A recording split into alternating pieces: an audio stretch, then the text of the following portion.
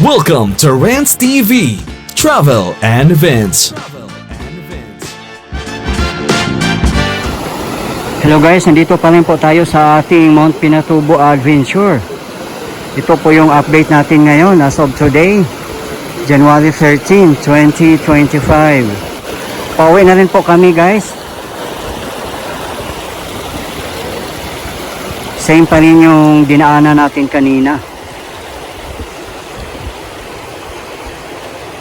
Mga nasa kalahati pa ang lalakarin namin kasi 6 kilometers po ito.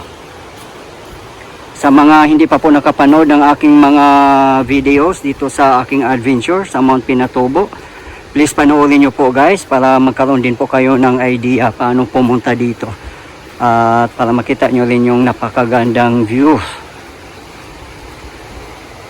Yan, as you can see guys, oh, talagang napaka mabato. Marami kang mga river na madadaanan. So kailangan talagang may energy tayo dito pag pumunta kasi hindi biro yung lalakarin, 6 kilometers. At sasakay din tayo ulit ng 4x4. Matagal-tagal din ang biyahe nun, almost 2 hours. Kapas Tarlac po ang base camp namin. Meron din daw pong Botolan, Zambales. Pero yung napili nga po namin ay sa Kapas Tarlac.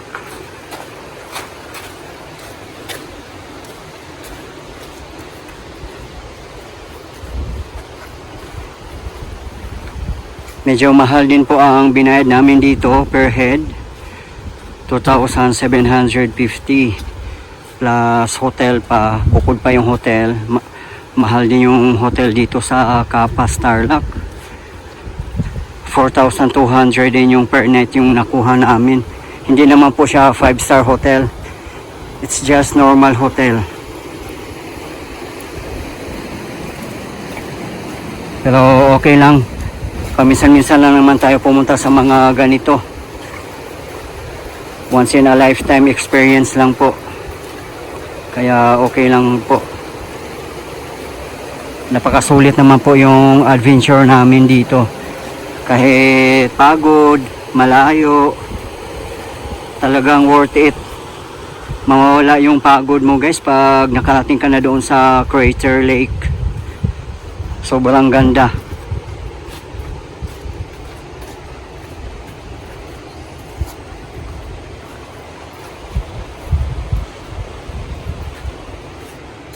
Yung 4x4 ride namin kanina, hindi ko na nakunan ng video kasi madilim pa po eh. Umalis kami from base camp is 4:30 AM or 5 AM. Kaya madilim pa po.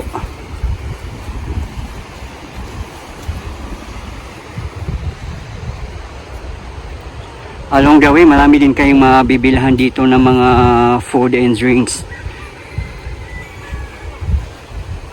Pero hindi naman po yung pang heavy, mga ano lang. Cup noodles, chichirya, mga hotdog, mga ganyan lang po. Mas maganda sa ganitong adventure, meron po tayong dalang kahit water man lang. O mga biscuits. Yan, ito yung mga kapatid natin na mga itas na nagtitinda dito. Ito din po ang hanap buhay nila. Mas maganda na rin itong ganito, no? Nagbi-business po sila. Hindi katulad dyan sa Metro Manila na ang daming mga nanghihingi. Lalo na yung mga badyaw, di ba guys? Experience nyo ba yun? Kahit nagkukumbit tayo sa mga jeep, maraming umaakyat. At least dito talagang kahanga-hanga sila, naghahanap buhay po talaga.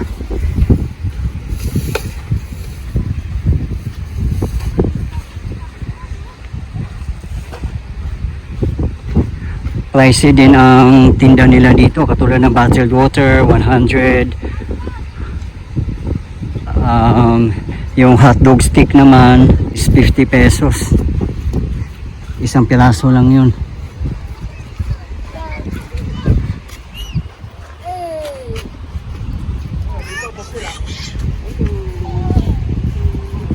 Hello. Hello, bye-bye.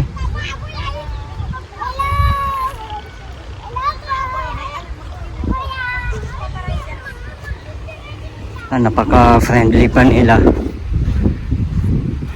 Yan, kung gusto nyo rin pong mag-CR dito, may bayad po 10 pesos. Yan yung mga CR po yung nakikita natin. Grabe po ang pinsala nung pumutok toong Mount Pinatubo noong year 1991. Ang daming nawala ng buhay at mga kabuhayan. Lalo na dito sa Zambales.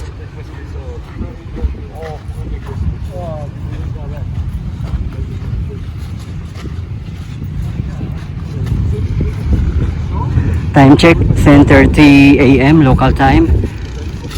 Pabalik na po kami kasi kami yung naunang dumating dito. Ayan, may mga motor riders pala tayo. Nakakaakyat pala sila dito, guys.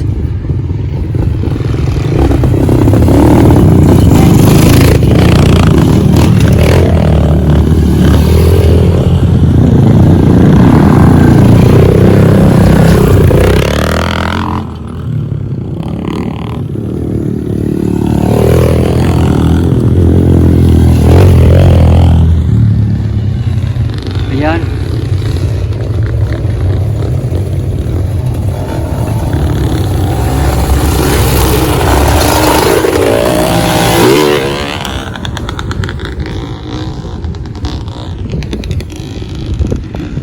Surprisingly, nakakaakit pala yung mga motor riders natin dito.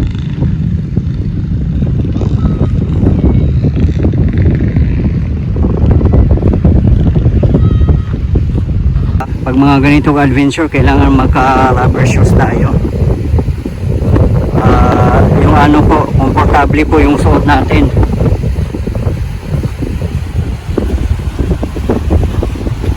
Maganda po dito, sobrang lamig ng hangin. Para ka rin nasa Baguio.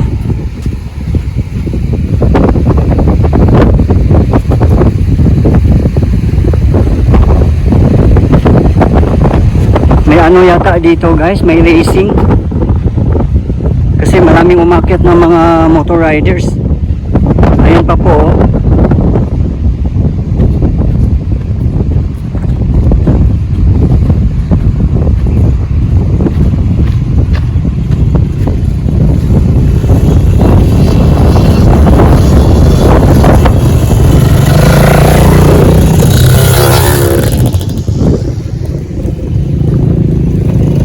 May racing kayo, idol?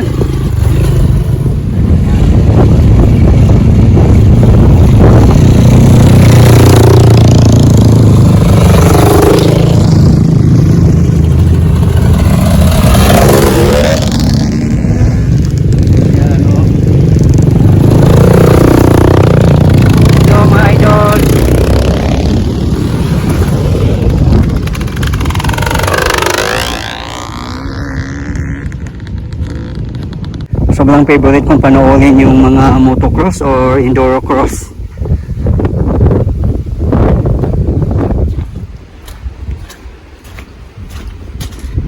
Yung nauna, yan po ang tour guide namin.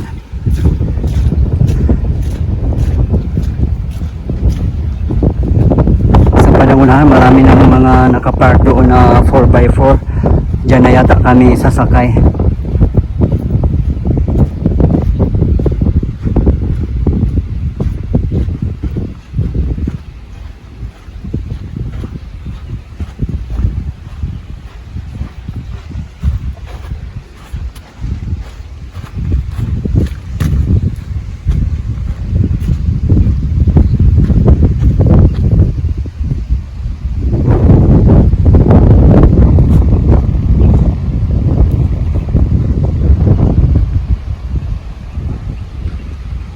Yan, just look at the view.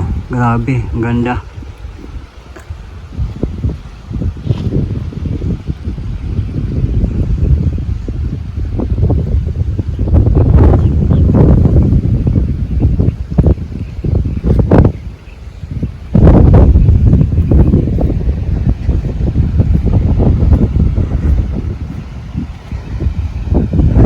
may disadvantage din to guys kung magpa-book ka sa mga ganitong adventure kasi magdidepende po ito sa weather.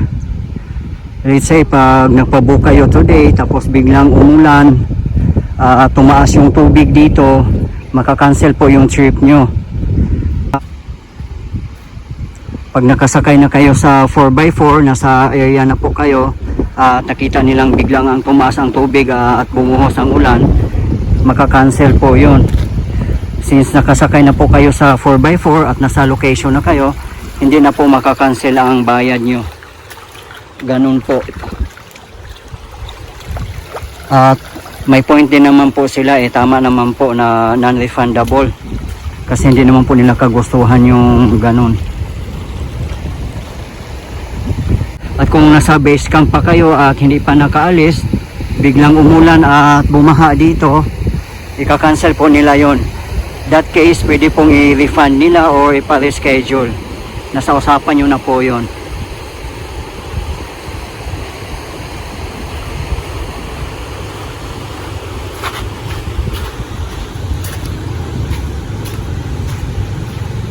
Yan, marami na naman tayong parating ng mga motor riders. May ano yata sila dito, hard enduro.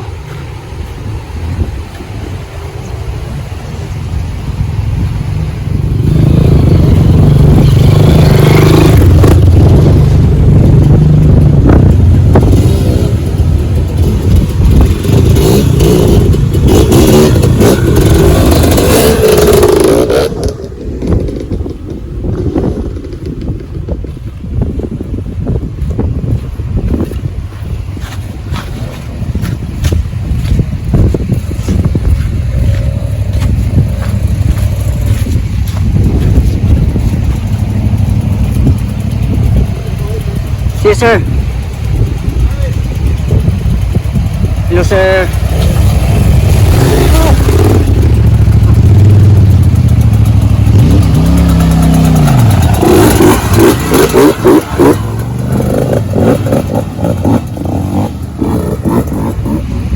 Grabe, ang galing nila guys, no?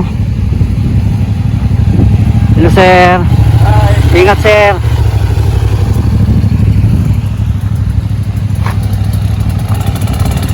Hello sir, ingat.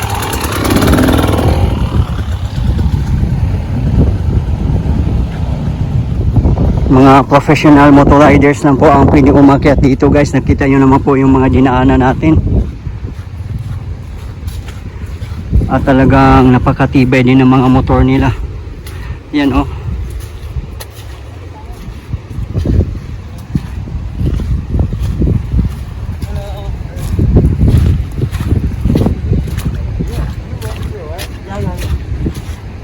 Hello sir, shout out sir. Enduro trail po ito, hard enduro. No, just ano lang, light lang. Ah, light lang. Racing? Yes. No, ano lang. Sa tropa lang. Yes. Okay sir, ingat. Thank you. Ano pa lang pala, mga tropa na kayayaan na umakyat dito. Hello sir, shout out. You're from Kitchen Garden. No, my friend. Yeah. Yes. Your YouTube channel. You are a blogger also. Yeah, I'm the vlogger also. I'm Renz TV. Nice. Shout out. Yeah, shout out sir. You're a vlogger also? Yeah. Alfred Watermax. Alfred Watermax. Watermarks. Okay. I'll follow you later. Thank you. Yeah. Take care. Hello guys. Shout out sir. Ingat. Galing nyo naman sir. Nakakit kayo dito. Ingat kayo sir.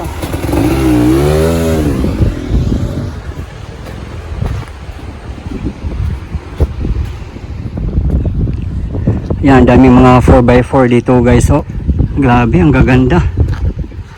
Napaka powerful ng mga car na to. Dito na nga kami sasakay.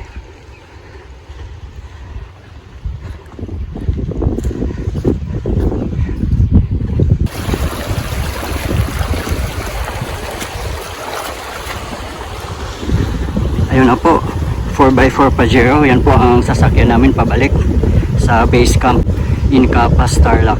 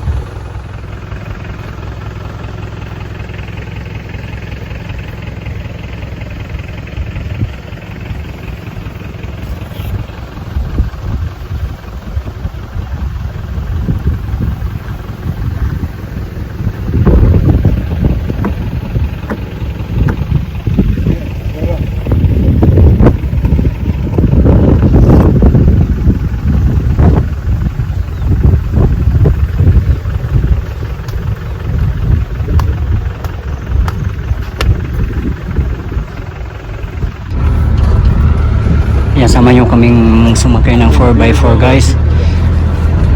Ito po yung update natin ngayon dito sa Mount Pinatubo in Zambales. Pauwi na po kami, pabalik na ng base camp sa Capas, Tarlac. Hindi ko po nakunan kanina kasi madilim pa po. Ayan, tingnan nyo ng mga 4x4 guys. So, grabe, ang dami at napaka-powerful nito. Ayan o.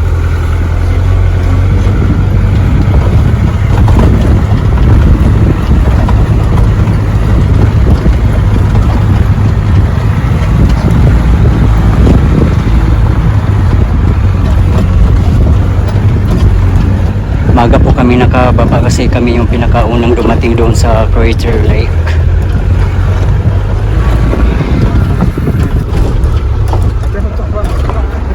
Kaya madilim pa kanina nung dumaan kami dito.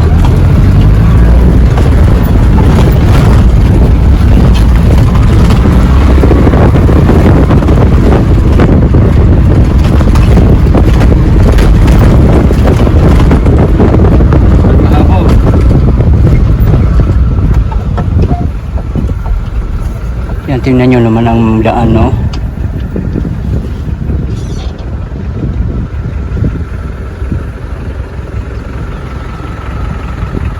Yan, may parating na Pajero.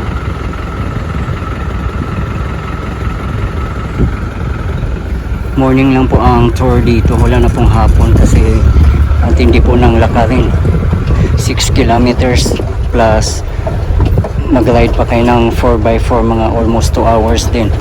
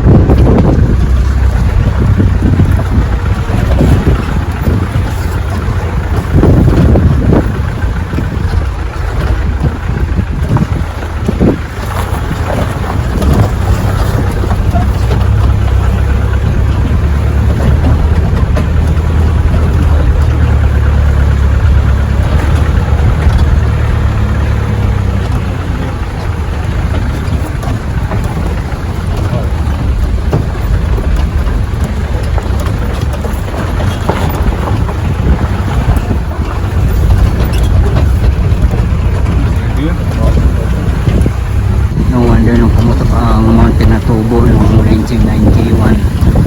Ganito naman pala katindi ang lawak niya. At yung crater din, grabe, ang laki. Sana po mapanood nyo po ang aking mga iba pang videos dito sa aking adventure sa Mount Pinatubo.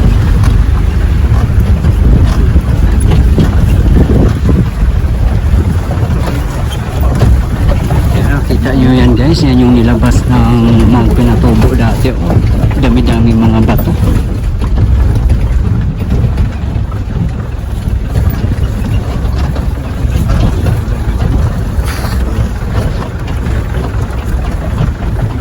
Grabe, ang lalaki ng mga bato.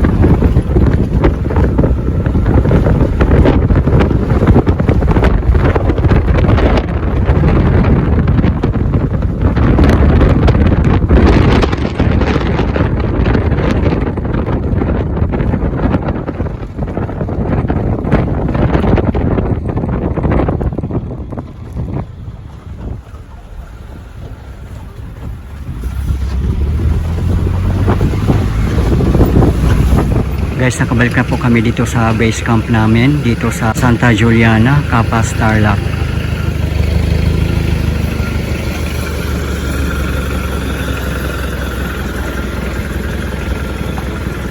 Yan po ang kinuha namin na travel agency, Pinatubo Montenegro.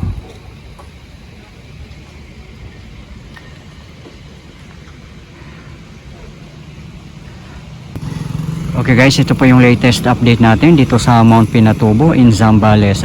Marami pong salamat sa patuloy yung suporta at panonood ng aking mga videos. I really appreciate po at hindi po akong magsasawang i-update kayo, lalong-lalo na po sa mga government infrastructures. Mabuhay ang Pilipinas! Okay guys, thank you for watching and keep safe everyone.